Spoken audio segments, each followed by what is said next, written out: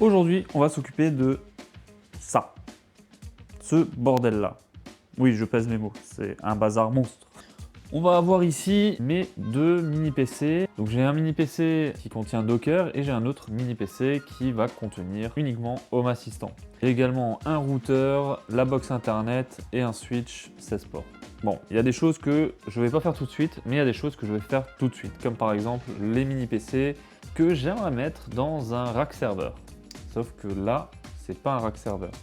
Du coup, j'ai un petit peu regardé et les racks serveurs, c'est pour des serveurs en général.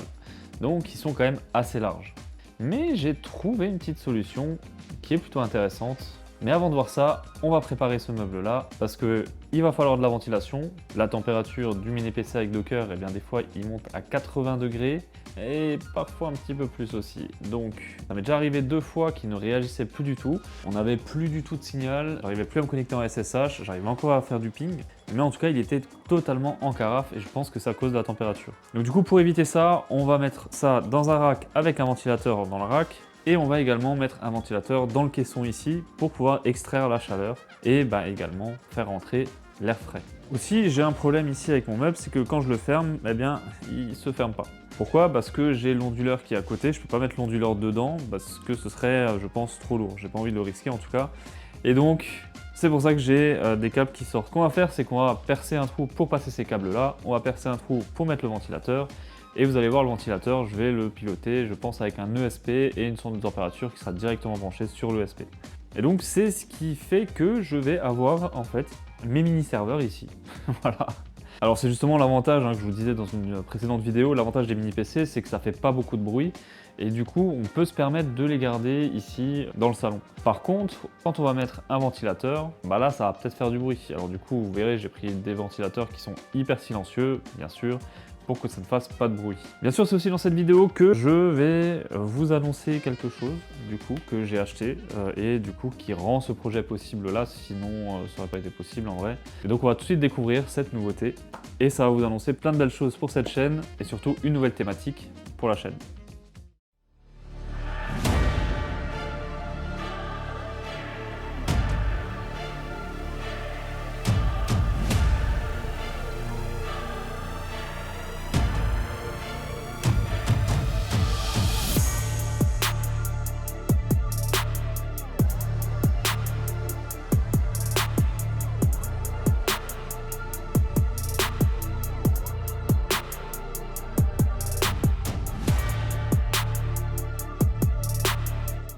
Et oui, vous l'aurez compris, il s'agit du coup d'une imprimante 3D qui se trouve juste derrière moi et il s'agit de la Bambu Lab. Alors c'est une Bambu Lab P1P qui, vous voyez, a le kit P1S en fait pour la transformer en P1S. Et du coup, ça vous annonce tout simplement que sur cette chaîne, on va rajouter aussi comme thématique l'impression 3D. J'ai déjà imprimé pas mal de choses là, il y a des choses en attente là voilà, si vous savez, d'ailleurs si vous pouvez deviner un peu ce que c'est, surtout ce truc là, si vous avez une petite idée de ce que c'est, n'hésitez pas à le dire dans les commentaires, ça va être un prochain projet aussi sur la chaîne du coup. Et du coup, on va allier ça à beaucoup d'autres choses. Vous avez vu aussi dans mes dernières vidéos qu'on ajoute un petit peu de bois. Du coup, on va faire du bois, de l'impression 3D et de la domotique. Tout ça réuni et on pourra faire des belles choses là-dessus et des beaux projets. Bon allez, assez parlé de ça, c'est parti, on va retourner en haut et on va s'occuper du coup de ce que j'ai imprimé. Voilà.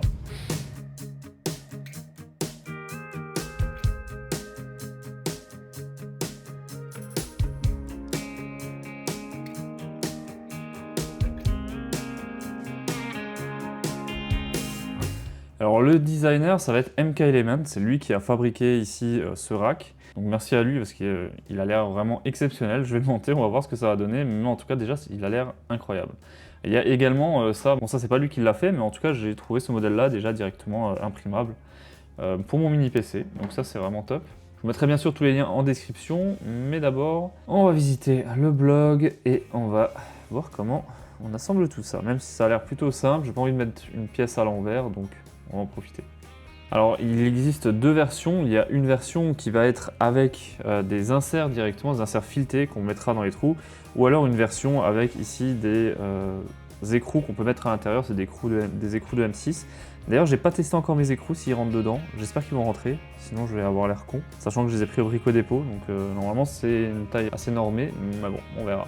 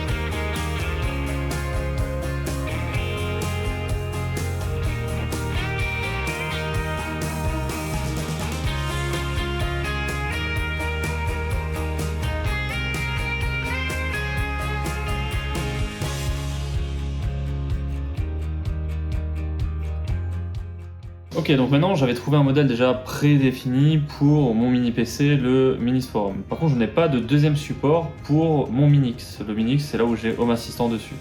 Et après, je veux aussi y mettre un switch 8 ports de la marque Cisco. Du coup, on va modéliser notre support de rack, tout simplement. On va devoir créer ces deux supports-là à partir de mesures. Et ça pareil, je vous le passe en timelapse et on se retrouve juste après.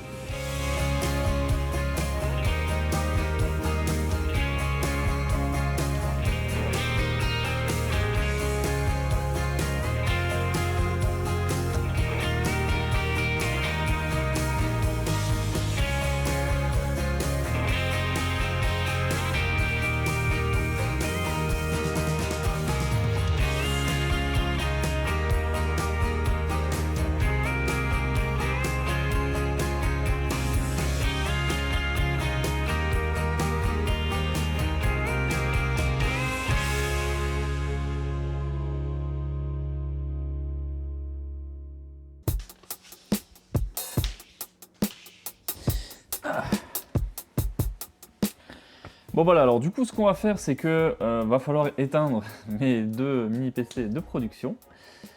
Donc je n'aurai plus d'informatique du tout, je n'aurai plus de domotique du tout, le temps des travaux.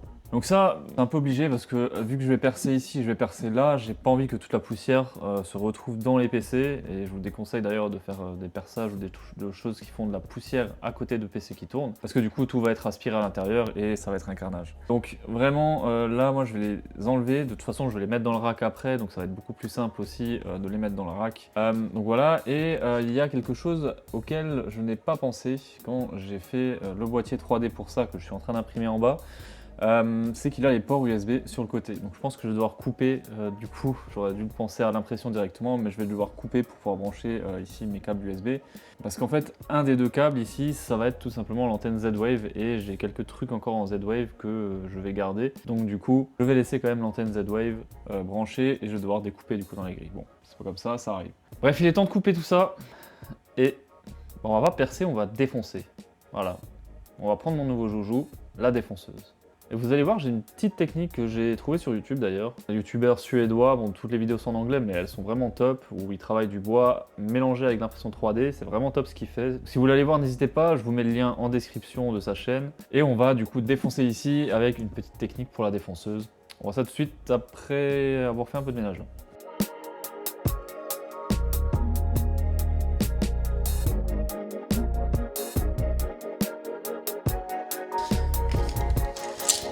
Alors la petite technique en fait, c'est d'imprimer ici des petites plaques avec le diamètre que l'on souhaite, parce que forcément une scie cloche de ce diamètre là c'est du 120, ça n'existe pas, ou alors ça coûte extrêmement cher. Du coup on va mettre du double face aux quatre coins comme ça, on va placer notre plaque à l'endroit où on veut le trou, et ensuite on va venir de l'autre côté avec la défonceuse et une mèche où vous avez les petits roulements derrière justement pour reposer et épouser une forme. Alors tout d'abord on va défoncer en gros, et ensuite on va vraiment s'appuyer sur cette arête là, du moins sur ce cadre là, pour pouvoir faire la belle découpe. J'ai également fait la version en 40 mm pour justement passer les câbles. Alors ce que vous pouvez aussi faire, ce serait aussi une manière un petit peu économique, c'est de faire d'abord les gabarits là, et ensuite de faire le trou là dans un bout de bois, et comme ça vous aurez une plus grande surface d'appui si jamais vous voulez que ça s'accroche un petit peu mieux. Et il va falloir que je fasse extrêmement attention, que je pousse pas trop, que j'appuie pas trop dessus, sinon il va se décoller tout simplement. Du coup à l'intérieur on n'aura pas de repère, donc il va falloir bien estimer l'endroit où ça se trouve, parce que je ne peux même pas percer de ce côté-là parce que ma perceuse ne passe pas. Il faudrait que je débranche l'onduleur, et je veux pas débrancher l'onduleur parce que je veux que ma box fonctionne toujours. Et surtout que mon routeur TP-Link là, il commence à se faire un petit peu vieux, et du coup, la dernière fois que j'ai débranché, il a perdu toute la configuration et j'ai pas envie de refaire toutes les adresses IP statiques. Donc surtout, je ne veux pas débrancher cet onduleur là. Bon allez, on attaque le défonçage, mais tout ne se passe pas comme prévu. Déjà mon micro il a décidé de se déconnecter, donc désolé mais vous n'aurez pas de son. Ensuite je suis un peu bête, mais le forêt de la défonceuse, il est pas assez long. Du coup je ne traverse pas.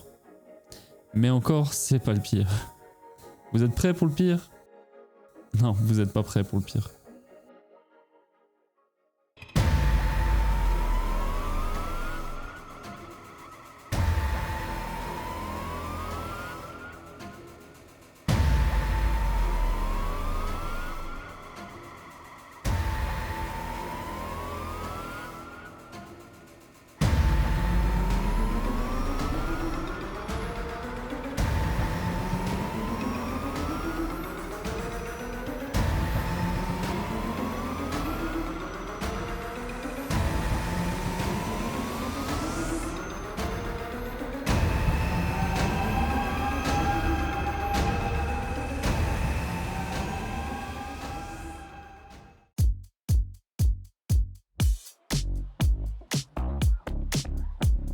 Bon vraiment, ne reproduisez pas ça. En gros, j'ai mis la mèche de la défonceuse pour défoncer avec ma perceuse. C'est complètement dégueulasse, pas rond, horrible. Bref, je vais modéliser un cache pour cacher cette misère, mais vraiment, ne reproduisez pas ça. Utilisez les bons outils pour les bonnes tâches, sinon ça va faire un carnage.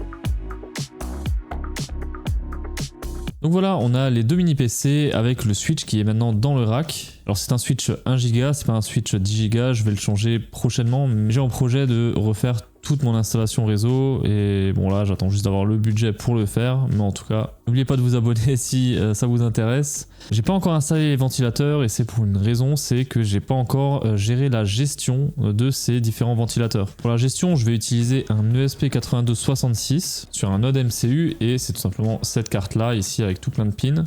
Alors pourquoi utiliser un ESP8266 et plus particulièrement le node MCU? Déjà c'est quelque chose dont j'ai l'habitude et qui fonctionne à tous les coups en fait. J'ai jamais eu de problème avec ces ESP là, donc je les utilise tout le temps. Ils sont un peu chers, mais au moins je suis tranquille, il n'y a pas de souci. Ensuite, la deuxième raison, c'est aussi que j'ai pas mal de choses que je vais devoir piloter. Je vais avoir les deux ventilateurs, oui parce que je vais mettre deux ventilateurs. Il y aura un ventilateur qui va faire l'extraction d'air du caisson et l'autre qui va faire l'extraction d'air du rack serveur.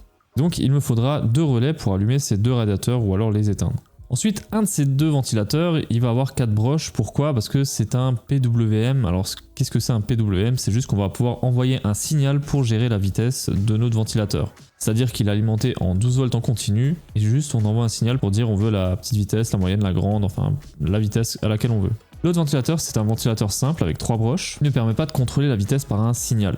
On peut faire varier la vitesse, mais cette fois-ci, c'est en jouant avec les volts qu'on lui envoie. 5 volts, il ne tourne pas vite. 12 volts, il tourne à pleine puissance. Pour le moment, je vais lui envoyer du 12 volts tout le temps de voir comment ça réagit. Car l'idée, c'est qu'un seul ventilateur tourne, c'est-à-dire le Silent Wing le plus silencieux, il va tourner en permanence pour extraire et gérer la température à l'intérieur du caisson.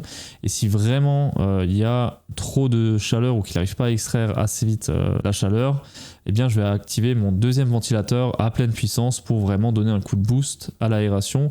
Et ça va être surtout sur base de la température de CPU de mes différents mini-PC.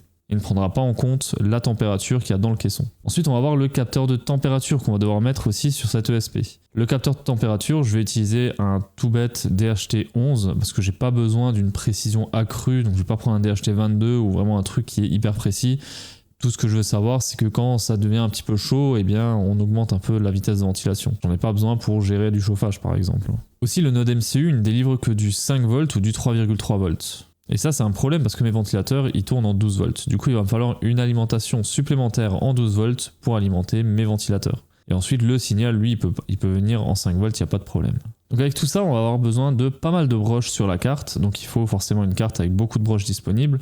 Et en plus, j'ai un peu peur que le SP32, on arrive un petit peu à la limite parce que le code va quand même être assez long et je préfère voir large. Après, je pense que ça devrait quand même passer sur un ESP32, mais j'ai des nodes MCU sous la main, donc autant les utiliser. Allez, c'est parti, on va passer à l'étape de l'ESP. Alors du coup, je vais me choper un petit node MCU. Quand je vous dis que je l'ai sous la main, je l'ai vraiment sous la main. Et je vais mettre mon code dessus pour pouvoir piloter les ventilateurs. Alors ce qu'on va commencer par faire, c'est bien évidemment ouvrir ESP Home Builder, et du coup, on va déjà initialiser cet ESP là. Alors je crois que c'est déjà fait d'ailleurs, mais voilà, je vais faire un New Device Setup. Et là, on va l'appeler gestion rack server. On va rajouter même mini rack server, ce sera beaucoup mieux. Là, on va juste faire connect. On va faire connexion. Et là, ça va tout simplement préparer l'installation de base et ensuite, on va pouvoir mettre notre code. Ici, on va éditer du coup le code ESP et on va tout simplement coller là-dedans ce que l'IA m'a généré, tout simplement. On va pas se casser la tête. Ici, d'ailleurs, on a un petit souci. On va voir ça. Pourquoi il veut pas prendre le DE? Alors, je vais devoir prendre les GPIO, je pense. Ça, il me le fait souvent au niveau de l'IA, c'est qu'il va mettre les pins D2 et en fait, il attend des GPIO sur ESP Home. Je sais pas si ça vous arrive aussi, mais bon, bref, moi, j'ai converti toujours en GPIO et ensuite, je fais la correspondance. Voilà. Donc là, du coup, il nous a mis un capteur DHT11, donc avec la température et l'humidité, qu'il a appelé armoire température, armoire humidité, ça me va. Ensuite ici on a la sortie PWM pour le ventilateur à 4 fils, donc c'est pour gérer la vitesse avec un min power qu'il faut ajuster en fonction du ventilateur. Donc on va tester avec 0.15, on verra si ça fonctionne bien, sinon on modifiera ça. Et là il nous met également une entité ventilateur, donc c'est parfait ça. Et ensuite ici c'est le contrôle des relais pour le on-off, donc du ventilo 3 fils et également pour couper le 12 volts du ventilateur PWM. Ça je pense qu'il va toujours être on, mais je préfère quand même mettre un ventilateur que je puisse couper vraiment si à un moment donné je veux du calme, du silence total. Voilà. Ok, donc ce qu'on va faire c'est qu'on va essayer avec ça. Je vais juste modifier les différents pins, je vais le téléverser, on va brancher tout ça et on va voir si ça fonctionne bien.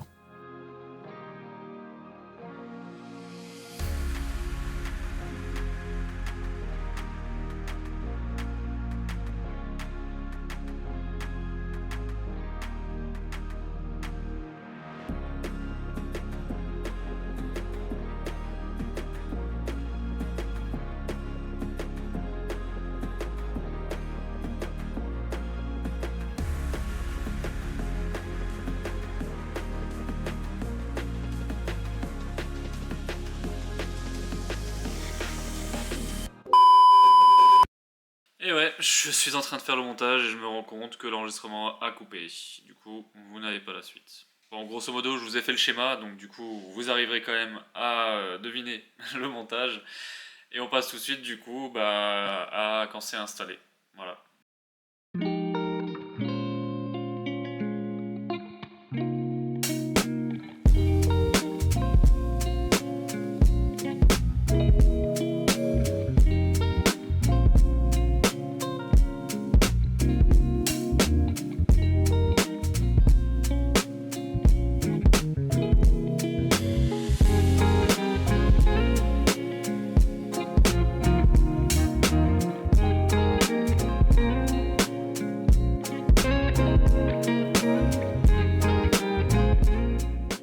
Et voilà, c'est quand même plus propre qu'au début de la vidéo, non? Il me reste à designer un petit boîtier, du moins un grand boîtier je pense, pour l'ESP, le DHT et le boîtier de relais, et aussi organiser un peu les câbles. Mais j'ai plus le temps de le faire dans cette vidéo, donc ce sera pour une prochaine fois. En tout cas, le système de ventilateur fonctionne très bien, on est en moyenne à 24 degrés dans le meuble, alors que avant j'étais plus vers 35-40 degrés. C'est d'ailleurs pour ça que le CPU montait à plus de 80 degrés. Bon, les ventilateurs que j'utilise sont un peu overkill, j'avoue.